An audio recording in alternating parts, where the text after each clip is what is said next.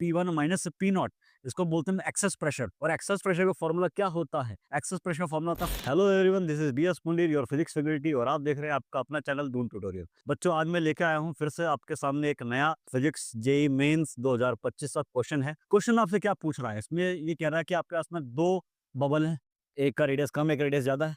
इसके अंदर का प्रेशर P1 है, इसके अंदर का प्रेशर कितना भैया? P2 है। और इसका रेडियस R1 है और इसका रेडियस R2 है। तो यहाँ पर जो कॉमन सरफेस है, इनकी जो कॉमन सरफेस है बच्चों, हमें इसका रेडियस फाइंड करना है। तो कॉमन सरफेस का रेडियस कैसे फाइंड करेंगे? अगर मैं external pressure P not assume कर लेता हूँ तो एक्सेस प्रेशर का फॉर्मूला क्या होता है? अगर मैं 100 बबल को अलग से करता हूँ बच्चों, तो हमें पता है कि इसके अंदर प्रेशर ज्यादा होगा। और कितना ज्यादा होगा बाहर से? वो होगा P1 माइनस P नॉट। इसको बोलते हैं एक्सेस प्रेशर।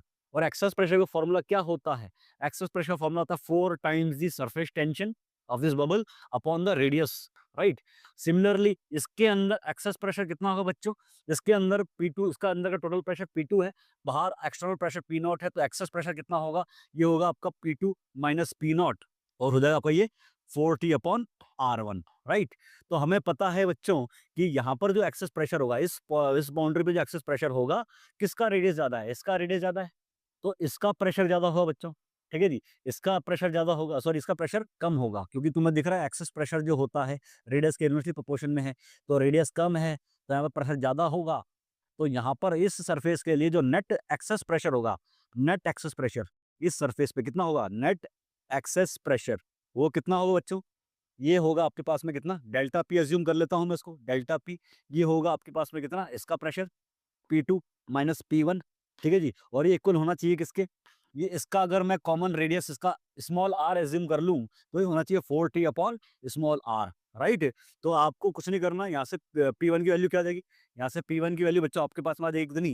P1 की वैल्यू फाइंड करो। P1 की वैल्यू आपके पास आ जाएगी 4T upon R1 plus P not. और यहाँ से P2 की वैल्यू कितनी आ जाएगी? P2 की वैल्यू आपकी आ जाएगी 4T upon R2 plus P not. ये दोनों वैल्यूज P1 और P2 की वैल्यूज यहाँ पुट कर देंगे तो हमें क्या मिलेगा? P2 वैल्यू क्या मिलेगी बच्चों? हमें P2 है आपके पास में 4T upon R2 plus P naught minus P1। P1 कितना है? 4T upon R1 minus P naught, right. Minus it must be equals to कितना? 4T upon small r। Small r क्या है? इस कॉमन सरफेस का रेडियस। सॉल्व करेंगे, आपके पास में क्या आएगा? P नॉट से P नॉट कैंसिल आउट हो गया बच्चों। इन दोनों में से आपको दिख रहा है 4T and 4T will cancel out. तो 1 अपॉन स्मॉल r की वैल्यू कितनी आ जाएगी? 1 upon R1, 1 upon R2 minus 1 upon R1, 1 upon R2 minus 1 upon R1।